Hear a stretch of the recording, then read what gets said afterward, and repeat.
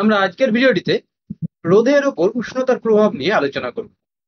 তো প্রথমে আমরা পরিবাহী পদার্থগুলির রোদের উপর উষ্ণতার প্রভাব নিয়ে আলোচনা করব এবং তারপরে অর্ধপরিবাহী পদার্থগুলির ক্ষেত্রে রোদের উপর কি ধরনের উষ্ণতার প্রভাব পড়ে সেই বিষয়টি সম্বন্ধে জানব। এখন এখানে এটি হচ্ছে একটি ধাতব পরিবাহী, যার দৈর্ঘ্য হচ্ছে এল এবং প্রস্থচ্ছেদের ক্ষেত্রফল হচ্ছে এ। এখন আমরা জানি যে কোনো ধাতব পরিবাহীর মধ্যে প্রচুর সংখ্যক মুক্ত ইলেকট্রন থাকে এবং তাপজ শক্তির জন্য এই মুক্ত ইলেকট্রনগুলি ধাতব পরিবাহীটির মধ্যে এদিক ওদিকে বিভিন্ন গতিবেগ নিয়ে ঘুরে বেড়াতে থাকে এবং পরিবাহিতাঙ্ক সিগমা সমান হচ্ছে half N square tau by M, যেখানে এম হচ্ছে ইলেকট্রনের ভর, ই হচ্ছে ইলেকট্রনের আদান এবং এন হচ্ছে এই পরিবাহীটির প্রতি একক আয়তনে মুক্ত ইলেকট্রনের সংখ্যা এবং টাও হচ্ছে ইলেকট্রনগুলি এদিক ওদিকে চলাফেরার সময় ধনাত্মক আয়নের সঙ্গে যে সংঘর্ষ ঘটে সেই রকমই দুটি সংঘাতের মধ্যে গড় সময়। এখন এখানে দুটি সংঘাতের মধ্যে গড় সময় এই জন্যই বলা হয়েছে যে ধাতব পরিবাহীর মধ্যে ইলেকট্রনগুলি ধনাত্মক আয়নের সঙ্গে সংঘর্ষ ঘটে এবং এই ধরনেরই দুটি সংঘাতের মধ্যে যে অবকাশ সময় সেটি প্রতিটি ক্ষেত্রে আলাদা আলাদা হয় এবং তাদের গড় মানকেই বলা হয়েছে গড় সময়। যেমন এক্ষেত্রে এই ইলেকট্রনটির এই ধনাত্মক আয়নের সঙ্গে সংঘর্ষ হতে ধরা যাক টাউ ওয়ান সময় লাগবে। এখন এখানে এই সংঘর্ষ হবার পর বা সংঘাত ঘটার পর এই ধনাত্মক আয়নের সঙ্গে সংঘাত হতে টাউ টু সময় লাগলো। আবার এখানে সংঘাত ঘটার পর এই ধনাত্মক আয়ন থেকে এই ধনাত্মক আয়নের সংঘাত ঘটতে টাউ থ্রি সময় লাগলো।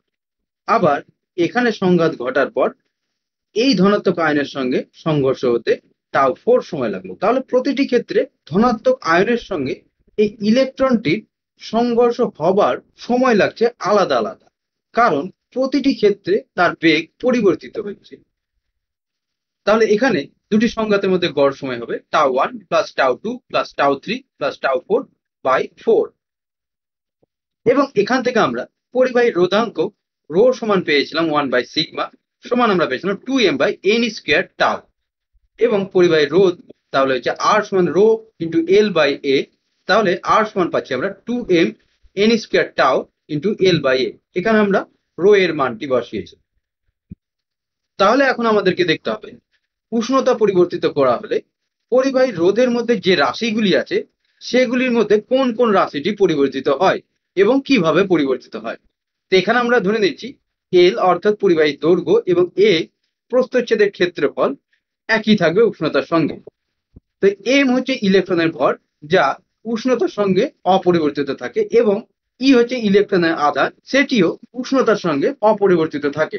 তাহলে শুধুমাত্র পরিবর্তিত হয় এন অর্থাৎ প্রতি একক আয়তনে মুক্ত ইলেকট্রনের সংখ্যা এবং টাও হচ্ছে দুটি সংঘাতের মধ্যে গড় সময়।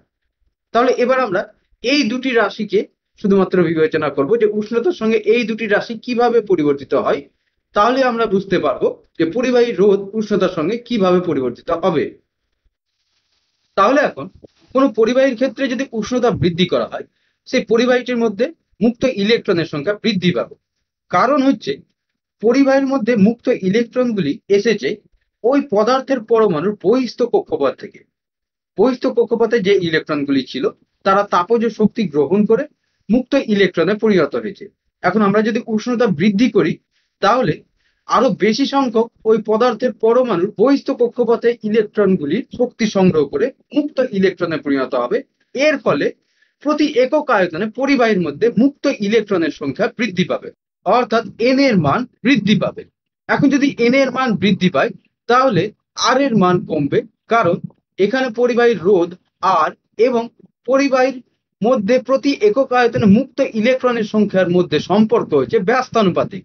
তাহলে আমরা এখানে দেখতে পাচ্ছি যে উষ্ণতা বৃদ্ধি করা হলে প্রতি একক আয়তনে পরিবাহীর মধ্যে মুক্ত ইলেকট্রনের সংখ্যা বৃদ্ধি পাবে এবং তার ফলে পরিবাহীর রোধ হ্রাস পাবে।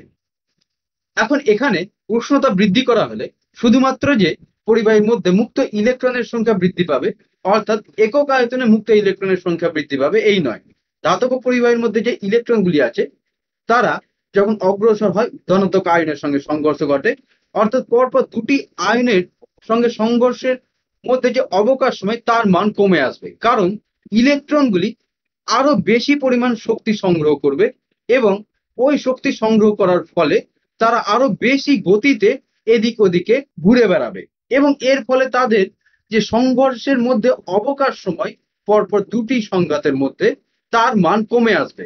এখন এখানে আমরা দেখতে পাচ্ছি যে টাও এর মান যদি কম হয় তাহলে আর এর মান বৃদ্ধি পাবে এবং এটি স্বাভাবিক যে যদি বেশি সংঘাত হয় তাহলে পরিবাহীটির মধ্যে বাধার পরিমাণ বৃদ্ধি পাবে, অর্থাৎ রোধের পরিমাণ বৃদ্ধি পাবে। তাহলে এখানে আমরা দেখতে পাচ্ছি উষ্ণতা বৃদ্ধি করা হলে টাও এর মান কম হচ্ছে, অর্থাৎ পরপর দুটি সংঘাতের মধ্যে সময়টি কমে আসছে এবং এই কারণে রোধের পরিমাণ বৃদ্ধি পাচ্ছে। তাহলে এখানে আমরা দেখতে পাচ্ছি উষ্ণতা বৃদ্ধি করা হলে দুটি রাশির পরিবর্তন ঘটছে। একটি হচ্ছে প্রতি একক আয়তনে মুক্ত ইলেকট্রনের সংখ্যা বৃদ্ধি পাচ্ছে এবং আরেকটি হচ্ছে দুটি সংঘাতের মধ্যে সময়ের মান কমে আসছে। এখন মুক্ত ইলেকট্রনের সংখ্যা যদি বৃদ্ধি পায় তাহলে পরিবাহীর রোধ কমছে, আর যদি টাও এর মান কমে তাহলে পরিবাহীর রোধ বৃদ্ধি পাচ্ছে। অর্থাৎ একটি রাশির জন্য পরিবাহীর রোধ বৃদ্ধি পাচ্ছে এবং আরেকটি রাশির জন্য পরিবাহীর রোধ কমে আসছে।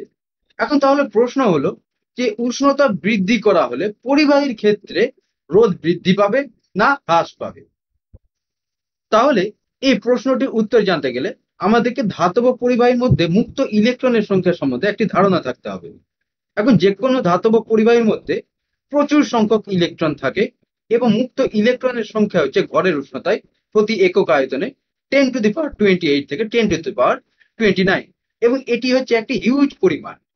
এখন উষ্ণতা যদি বৃদ্ধি করা হয় ইলেকট্রনের সংখ্যা অবশ্যই বৃদ্ধি পায়, কিন্তু এই 10⁻28 বা 10⁻29 এর তুলনায় সেটি হচ্ছে খুবই কম। কিন্তু উষ্ণতা বৃদ্ধি করা হলে দুটি সংঘাতের মধ্যে সময়টি কমে আসে।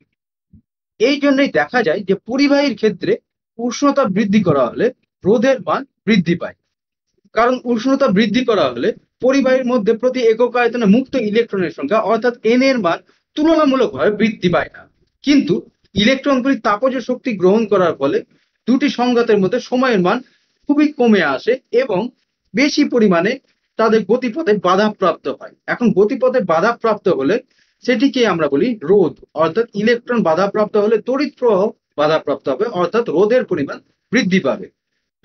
সুতরাং পরিবাহীর ক্ষেত্রে এন এর মান কম প্রভাব ফেলে টাও এর মানের তুলনায়, অর্থাৎ এক্ষেত্রে টাও এর মান বৃদ্ধি পেলে আর এর মান হ্রাস পাবে আর টাও এর মান হ্রাস পেলে আর এর মান বৃদ্ধি পাবে।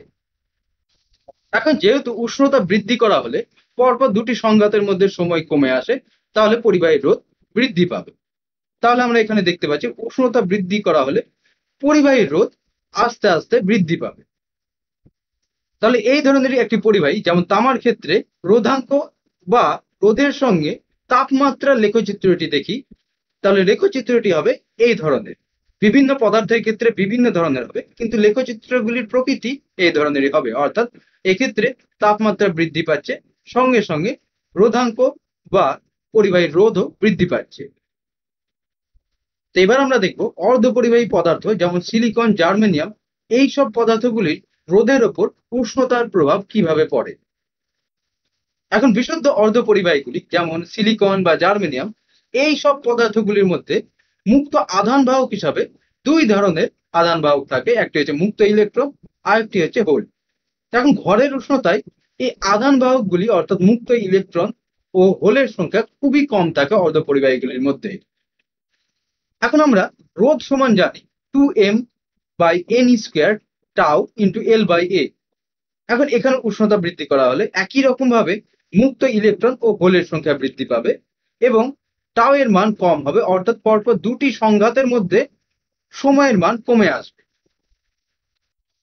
এখন যেহেতু অর্ধপরিবাহী পদার্থগুলির ক্ষেত্রে ঘরের উষ্ণতায় খুবই কম পরিমাণ মুক্ত ইলেকট্রন ও হোল থাকে, সেই জন্য উষ্ণতা বৃদ্ধি করা হলে পূর্বের তুলনায় এই মুক্ত ইলেকট্রন ও হোলের সংখ্যা প্রচুর পরিমাণে বৃদ্ধি পায়, কিন্তু সংঘাতের সময় কমে আসলেও এখানে এই মুক্ত ইলেকট্রন ও হোলের সংখ্যা এত বেশি পরিমাণে বৃদ্ধি পায় যে তাদের পরিবাহিতা বেশি হয়, অর্থাৎ এখানে রোধের মান কম হয়।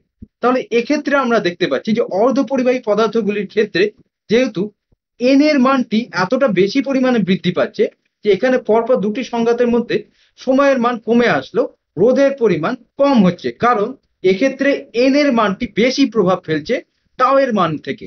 সেই জন্য উষ্ণতা বৃদ্ধি করা হলে অর্ধপরিবাহী পদার্থগুলির রোধের মান হ্রাস পায় এবং অর্ধপরিবাহীর রোধ বা রোধাঙ্কের সাথে তাপমাত্রার গ্রাফটি হয় এই ধরনের। তাহলে এখানে আমরা দেখতে পাচ্ছি যে আস্তে আস্তে তাপমাত্রা বৃদ্ধি করা হলে অর্ধপরিবাহী পদার্থগুলির রোধ বা রোধাঙ্ক আস্তে আস্তে হ্রাস পাচ্ছে। এবার আমরা রোধের উষ্ণতা গুণাঙ্ক সম্বন্ধে জানবো। তো এখন ধরা যাক একটি পদার্থের T0 উষ্ণতায় রোধ হচ্ছে R0 এবং উষ্ণতার ডিটি পরিমাণ পরিবর্তন করা হলে পদার্থটির রোধ টিআর পরিমাণ পরিবর্তিত হয়। তাহলে T0 প্লাস ডিটি উষ্ণতায় ওই পদার্থের রোধ হচ্ছে R0 প্লাস টিআর। এখন এখানে এই পদার্থটি পরিবাহীও হতে পারে আবার অর্ধ পরিবাহীও হতে পারে। তাহলে এখানে এই ডিটি পরিবর্তন করা হয়েছে, অর্থাৎ ডিটি বৃদ্ধিও করা হতে পারে আবার হ্রাসও করা হতে পারে। তাহলে ডিটি যদি উষ্ণতা বৃদ্ধি করা হয় তাহলে এখানে ডিটির মান হবে পজিটিভ, আর পরিবাহীর ক্ষেত্রে ডিআর এর মান হবে পজিটিভ অর্থাৎ রোধ বৃদ্ধি পাবে, আর অর্ধ পরিবাহীর ক্ষেত্রে ডিআর এর মান হবে নেগেটিভ অর্থাৎ রোধ হ্রাস পাবে। এখন পরীক্ষামূলকভাবে দেখা গিয়েছে ডিআর সমানুপাতিক হচ্ছে ডিটির সঙ্গে এবং ডিআর সমানুপাতিক হচ্ছে প্রাথমিক রোধের সঙ্গে। অর্থাৎ এখানে ডিটি বলতে বোঝানো হয়েছে তাপমাত্রার পরিবর্তনকে। তাপমাত্রা যত বেশি পরিবর্তন করা হবে রোধেরও তত বেশি পরিবর্তন হবে, আর প্রাথমিক রোধ যত বেশি হবে তত বেশি রোধের পরিবর্তন ঘটবে তাপমাত্রার সঙ্গে সঙ্গে। তাহলে এখান থেকে আমরা লিখতে পারি ডিআর সমানুপাতিক R0 ডিটি। তাহলে সমানুপাতিককে সমান করলে একটি সমানুপাতিক ধ্রুবক পাওয়া যায় এবং সেটি হচ্ছে এখানে আলফা, অর্থাৎ ডিআর সমান হচ্ছে আলফা R0 ডিটি। এই আলফাই হচ্ছে রোধের উষ্ণতা গুণাঙ্ক। এখন প্রাথমিক উষ্ণতা T0 থেকে উষ্ণতা পরিবর্তন করে টি করা হলে পদার্থটির রোধ ধরা যাক RT হলো। তাহলে এটির ওপর আমরা ইন্টিগ্রেশন করে লিখতে পারি, ইন্টিগ্রেশন ডিআর এর ওপর হবে এবং লিমিট হবে R0 থেকে RT, এই দিকে লিমিট হবে T0 থেকে টি এবং ইন্টিগ্রেশন হবে আলফা R0 ডিটির ওপর। এখন এখানে R0 হচ্ছে প্রাথমিক রোধ অর্থাৎ নির্দিষ্ট মান, তাহলে আমরা ইন্টিগ্রেশন থেকে এটিকে বের করে নিয়ে আসতে পারি, আর এদিকে হবে RT মাইনাস R0 সমান R0 ইন্টিগ্রেশন T0 থেকে টি আলফা ডিটির ওপর। এবং আলফাকে সাধারণত তাপমাত্রার উপর নির্ভরশীল নয় বলে ধরা হয়। তাহলে আমরা আলফাকে এই ইন্টিগ্রেশন থেকে বের করে নিয়ে আসতে পারি। তাহলে এক্ষেত্রে হবে RT মাইনাস R0 সমান R0 alpha into T minus T0। টি মাইনাস T0 হচ্ছে উষ্ণতার পার্থক্য, এটিকে আমরা ডেল্টা টি দিয়ে লিখতে পারি। তাহলে এক্ষেত্রে আমরা আলফা সমান পাবো RT minus R0 by R0 delta T. এখন এখান থেকে রোধের উষ্ণতা গুণাঙ্কের সংজ্ঞা পাওয়া যায়। এর সংজ্ঞা নির্ধারণ করতে গেলে R0 হচ্ছে 0 ডিগ্রি সেন্টিগ্রেড উষ্ণতায় কোনো পদার্থের রোধ এবং RT হচ্ছে 1 ডিগ্রি সেন্টিগ্রেড উষ্ণতায় ওই পদার্থের রোধ। তাহলে RT মাইনাস R0 হচ্ছে 1 ডিগ্রি সেন্টিগ্রেড উষ্ণতায় রোধের পরিবর্তন। ডেল্টা টির মান হবে তাহলে 1 এবং R0 হচ্ছে 0 ডিগ্রি সেন্টিগ্রেড উষ্ণতায় ওই পদার্থের রোধ। তাহলে RT মাইনাস R0 হচ্ছে 1 ডিগ্রি সেন্টিগ্রেড উষ্ণতায় রোধের পরিবর্তন বাই R0 হচ্ছে 0 ডিগ্রি সেন্টিগ্রেড উষ্ণতায় ওই পদার্থের রোধ। তাহলে এখানে আমরা আলফা সমান পাচ্ছি রোধের পরিবর্তন প্রতি একক রোধে কতটা পরিমাণ হয়েছে এবং 0 ডিগ্রি সেন্টিগ্রেড উষ্ণতা থেকে 1 ডিগ্রি সেন্টিগ্রেড উষ্ণতা পরিবর্তন করার ফলে। তাহলে রোধের উষ্ণতা গুণাঙ্কের সংজ্ঞাটি হলো এই ধরনের, 0 ডিগ্রি সেন্টিগ্রেড উষ্ণতায় একক রোধ বিশিষ্ট কোনো পদার্থের 1 ডিগ্রি সেন্টিগ্রেড উষ্ণতা পরিবর্তনের জন্য রোধের যে পরিবর্তন হয় তাকে ওই পদার্থের রোধের উষ্ণতা গুণাঙ্ক বলা হয়। এবং এই সমীকরণটি থেকে রোধাঙ্কের উষ্ণতা গুণাঙ্কের সমীকরণটিও পাওয়া যায়। তো এখান থেকে আমরা লিখতে পারি RT মাইনাস R0 সমান R0 ইন্টু আলফা ডেল টি এবং RT সমান হবে R0 into 1 plus alpha del T. এখন RT হচ্ছে টি ডিগ্রি সেন্টিগ্রেড উষ্ণতায় কোনো পদার্থের রোধ আর R0 হচ্ছে প্রাথমিক রোধ। তাহলে এখানে আমরা লিখতে পারি rho T into L by A সমান rho zero into L by A এবং এখান থেকে আমরা লিখতে পারি রো টি সমান rho zero into 1 plus alpha del টি।